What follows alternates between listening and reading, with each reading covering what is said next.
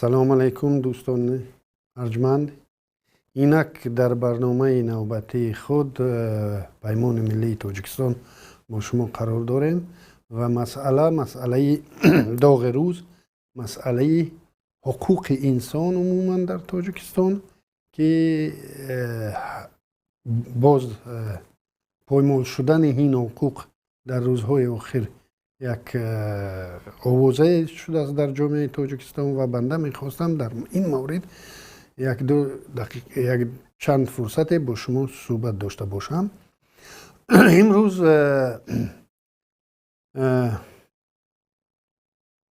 پیام سالانه رحمونوف با پارلمنت تاجیکستان، با مجلس عالی تاجیکستان نشر شد و بنده میخواستم که از همون پیامش شروع کنم، یعنی در همون پیام یا بنده را که وابسته به حقوق شهروندان باشد و چی نقشه های دارد این حکومت در نسبت حمایه حقوق شهروندان که متاسفانه پیدا نکردم.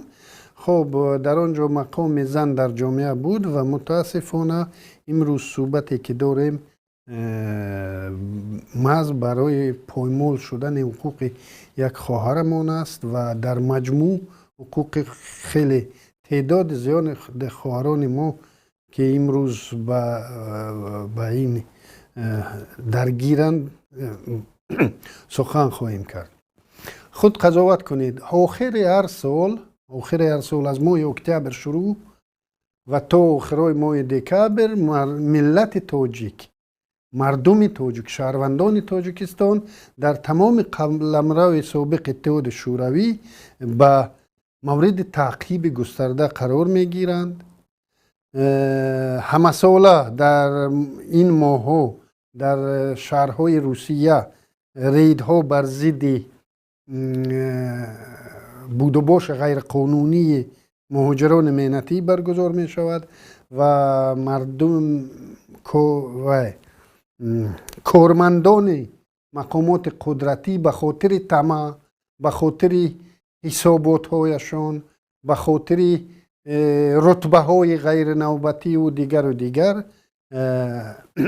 این مردم مهاجر مهنتی را تعقیب و فشار می کنند و از همه به حقوق ترین در این میان تاجیک‌ها باقی میمونند و این خوشبختانه سال از سال در روسیه آواز حامیان حقوق بلندتر صدا می‌دهد و شاهد بودیم خود همین سال چندین حالت‌هایی بود که حق به اقدار رسید، یعنی در سودهای روسیه حامیان حقوق چه تاجیکان و چه روس‌ها توانستند از چندین شهروندان تاجیک را از یعنی حقوقشان را دفاع کرده توانستند و در دادگاه ها پیروز هم شدند. ولی متاسفانه امروز در خود مملکت ما، در خود وطن ما از طرف مقامات قدرتی خود دولت ما هم از همین شیوه به کار گرفته می شود. در طول 2-3 سال است که یک معرکه گسترده ضد حجاب پیاده می گردد. بنده در ابتدای همین معرکه از شهروندان تاجیکستان که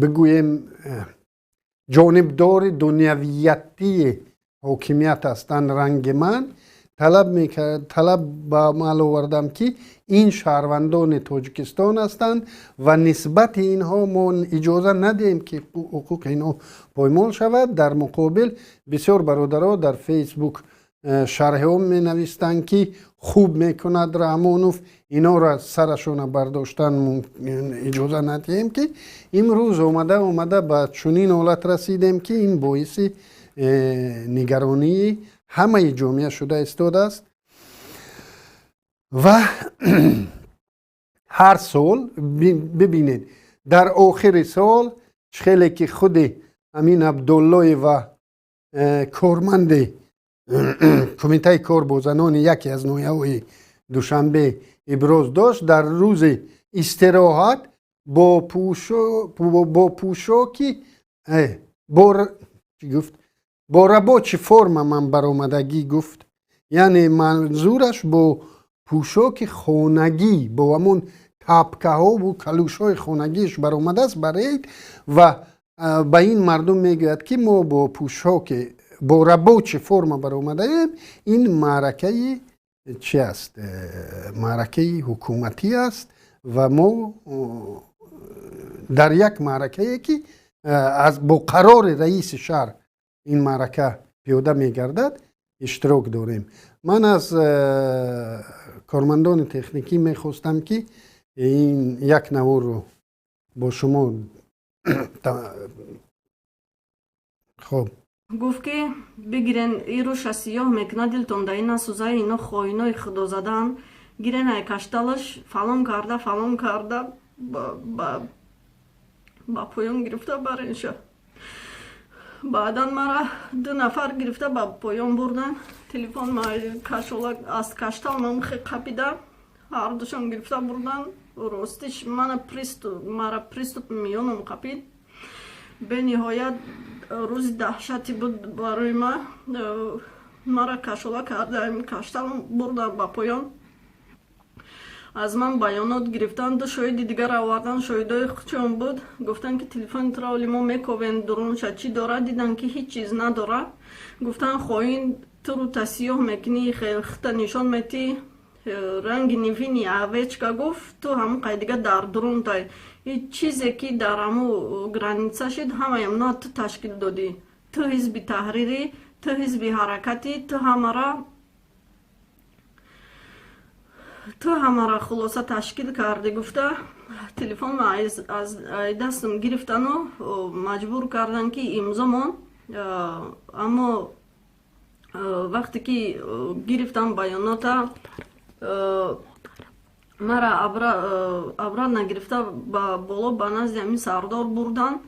بعد دیدن که در درون تلفن هیچی نیست. گفت که انا برای ما نرو کشید. انا چیزی که ما بخواهیم از نام خودمون میپرتیم байрақҳои сиёҳ мемонем гӯё ки ман президента ягон чӣ гуфта бошам аз номи ту карикатура карда гуфт мо тура бурда бесуд метонем ки запраста шинонем 15 сутка ҳатто оз метонем ки мо тура хоҳари хоина маҳкам кунем.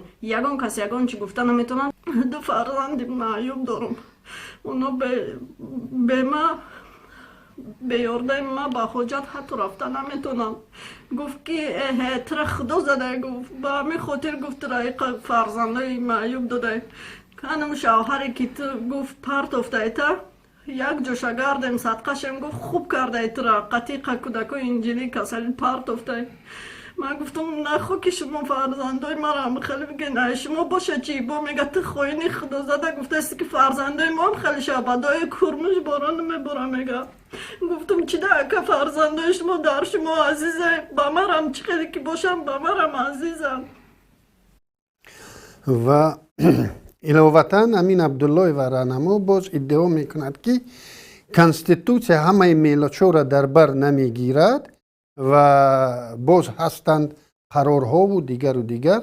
باید گفت که مقررات کنستیتوسیا در مستقیما عمل میکنند و هر قرارها و سندهای دیگر اگر به کنستیتوسیا مخالفت کنند کنستیتوسیا اولویت دارد و در این حالت قرار حتی نه فقط رئیس شهر اگر پدرش هم قرار رو برارد و در نزد کنستیتوسیا چیز بیکار می شود چون کنستیتوسیا حقی وی داده است. یعنی دخالت نکردن به حریم خصوصی شهروند این حقوق رو به هر یک شهروند داده است و هیچ کس حقوق ندارد حریم خصوصی شهروند را دخالت کند و هر قرارش رئیس شهر باشد چیزی نباشد اگر با کنستیتوسیا مخالفت کرد در این حالت کنستیتوسیا بی‌واسطه عمل میکند.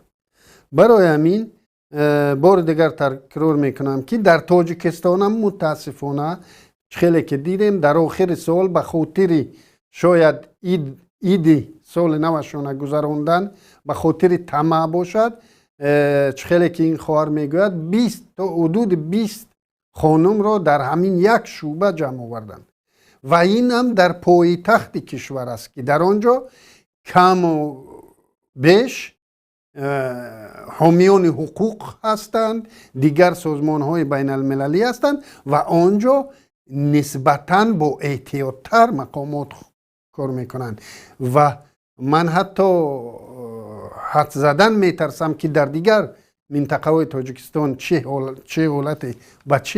حالت خواهران حجاب پوش ما دچار میشوند.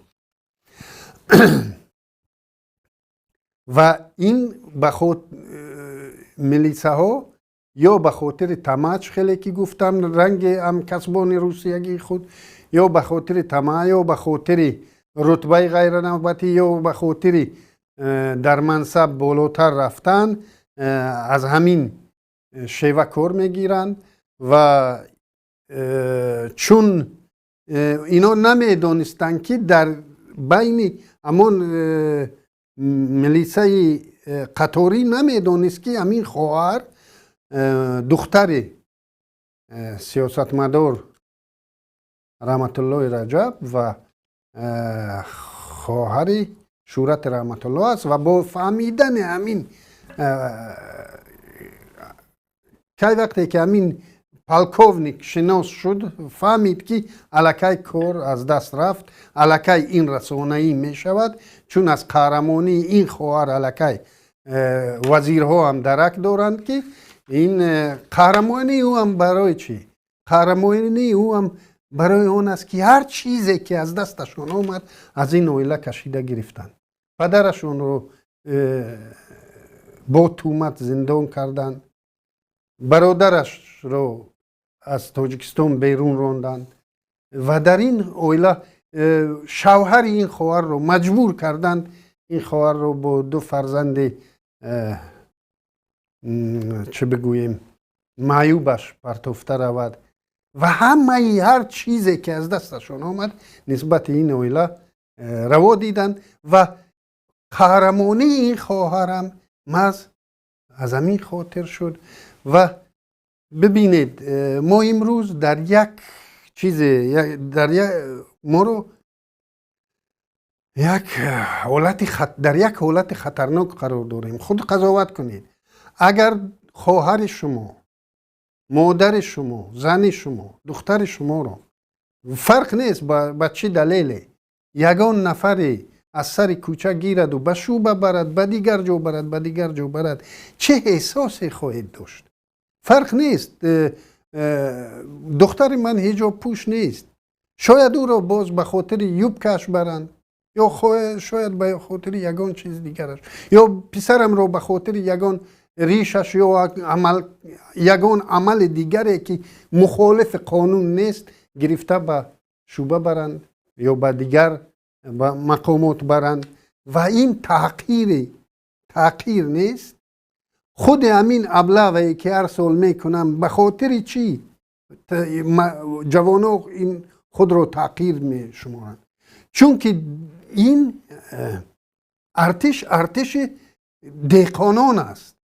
این ارتش دهقانان است. به اینجا یگان منصبدار، فرزند یگان منصبدار هنوز در این ارتش خدمت نکرده است و او جوانی که 18 ساله است او خود رو تحقیر شده می شمارد در مقابل همسنفش که به حضور سیر و گشت دارد، ولی این مجبور است که 2 سال برود و به خاطر همین تحقیر او می آید و سرکشی از خدمت می کند.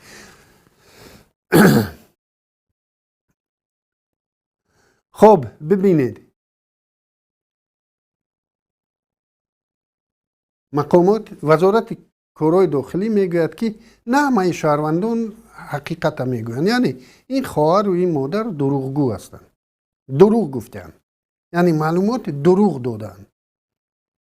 اگر شهروند نسبت یگان کارمند مقامات قدرتی یگان حرکت خشونتبار کند، یگان دشنام کند، یگان حرکت ناجویی کند، کفایه هست یک کارمند ملیسا یا دو کارمند ملیسا شاهدی دهند و شاهدی رو البته که اونا خیلی که در مسکو در پرونده تاجیک دیگر سمرالدین رجبوف دیدیم 3 ملیسا دیده و دانسته تهمت میکردند او بچره. همین خیلی دیگر در تاجیکستان همون ملیسا در بدخشان دیدیم چقدر جوانان رو با همین یک نشانداد مفتش ملیسا و کارمندان دولتی امنیت ملی به زندان بردن و سالهای دراز زندانی کردند. به خاطر چی؟ به خاطر یک شهادت یک ملیسا. لیکن این دو انسانی که مادر و دختر دو شاهد همین بیدادگری همون پلکوونیک اونجا حضور دارن زنده، ثبت اونجا است، ثبت آوازی، ثبت ویدیویی وجود است. این همش دلیل برای وزیر کارهای برای شاعر نهانی نیست و گفته است که همون وزارت کارهای داخلی گفته است که نه همه راست میگویند، یعنی این خواهر دروغ میگوید و به خاطر کدام یک چیز فایده گرفتن از همین. خب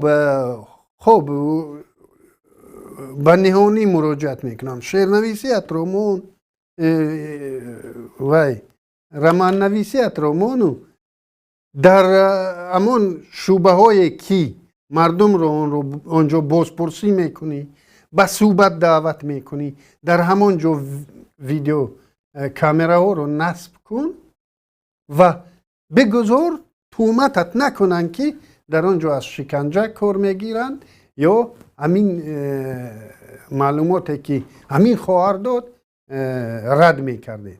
نه، شما نمیمانید در آنجا کامera به خاطر اونکه در آنجا قانونشکنی از طرف شما صورت میگیرد، از طرف کارمندان خودت صورت میگیرند.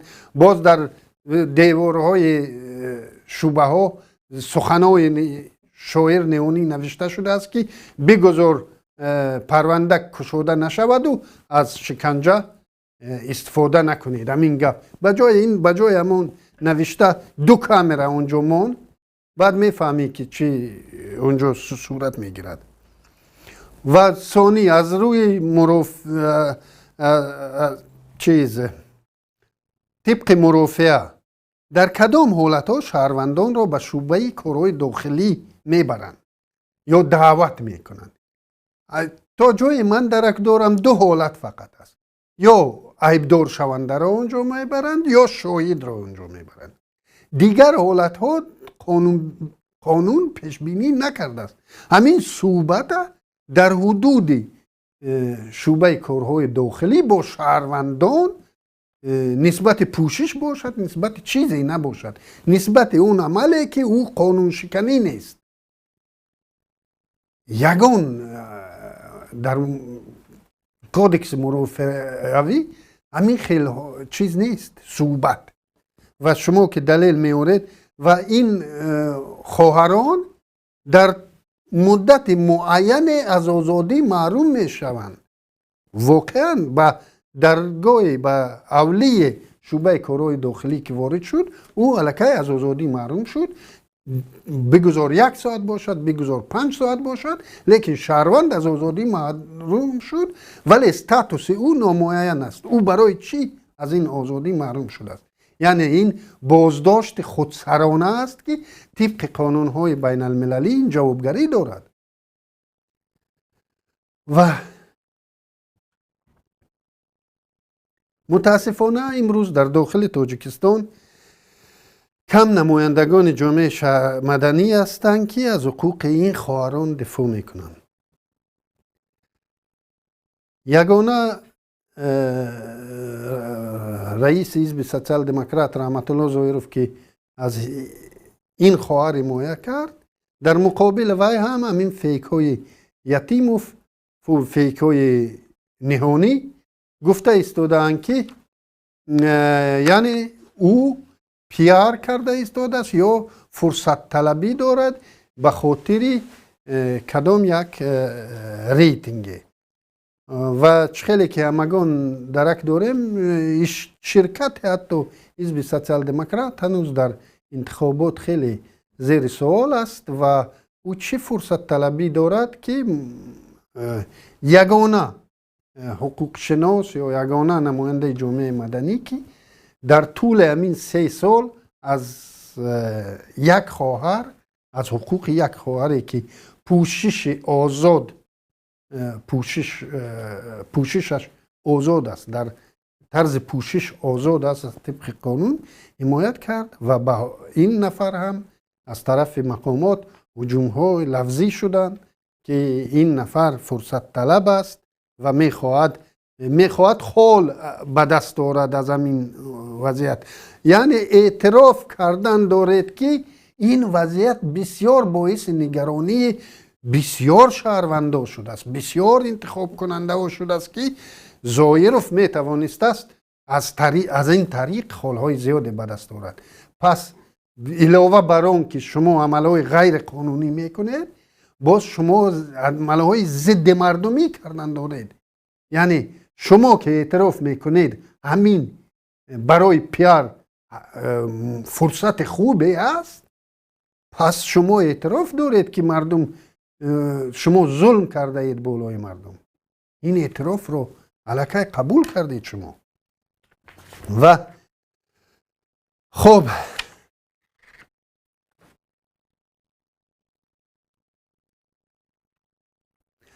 ببینید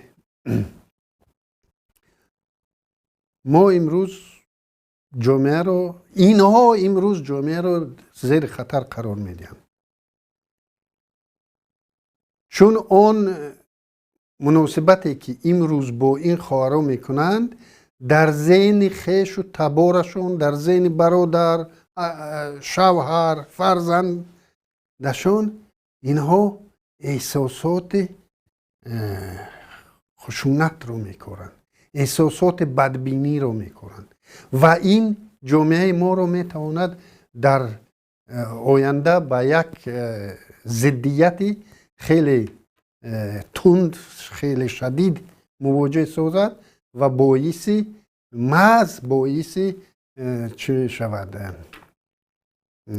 افراطی شدنی جوانان میتواند شود و باید من حاضر مراجعت به 2 گروه شهروندان میکنم. یکم به شهروندانی که به گفت ما دنیوی ها، اونهایی که رنگ من، خواهرش و دخترش و نمیدونم دیگر خویش و تبارش حجاب پوش نیستند، از من نیستم، من یک آدمی دنیوی هستم. از شما احترامانه خواهش دارم که از همین حقوق همین خواهر شما باید اولین شده دفاع کنید. شما باید دفاع کنید تا اون روز مبادا روز بیاید که شما نیاز به چنین دفاع خواهید داشت و همین خواهرها شاید اولین شده از حقوقهای شما دفاع کنند. و مراجعت دیگر به آن عامیان حجاب است در ناخونک که در شبکه ها مقابل میمانند. یعنی حجاب را عفت و دیگر گفته مقابلی اون خواهرانی که همین خواهران ما هستند، همونایی که یوبکه میپوشند، فرق نیست یوبکه از زانو چقدر بالا است یا چقدر پایان، همش خواهران ما هستند و اونها هم حقوق دارند همون پوشش داشته باشند و هیچ کس حقوق ندارد اونا را تحقیر کند دو مقابل ماند این عفت دارد و عفت ندارد. شما مردم را بر ضد حجاب کار میکنید. شما که چنین در شبکه ها می نویسید ما باید با این نهانی و با این اکادمیک ها اجازت ندهیم که جامعه ما را 2 تقسیم کنند. اینا پگاه می روند، ما به تاجیکستان انشالله برمیگردیم و نشود که همین جدای اندازی که حاضر کردن آن روزها هم بالای ما کار کند. یعنی اجازه ندهید چنین مخشویی. همانا هم خواهرای برادرای ما هستند، اونی که اون خواهری که حجاب میکند، اون برادری که ریش رو یک ارزش میداند و اون برادر و خواهرایی که این رو اعتراف نمیکنن یا چنین برداشت ندارند، همشون شهروندان تاجیکستان هستند و پیمان ملی تاجیکستان از حقوق همه اونها در هر حالتی نباشد حمایت خواهیم کرد و نگذارید که جامعه رو در یعنی با عفت و بی عفت، با حجاب و بی حجاب، یعنی اینا میخواهند ما رو تقسیم کرده حکمشان رو بس 40 ساله و 50 ساله های دیگر ادامه دهند. خب تشکر از دقتتان. صحبت ها باقی است، انشالله باز با شما خواهیم بود. با کانال ما ابونه شوید و پیگیری کنید. در این مسئله ها روزهای نزدیک باز برنامه خواهد شد. تشکر از دقتتان.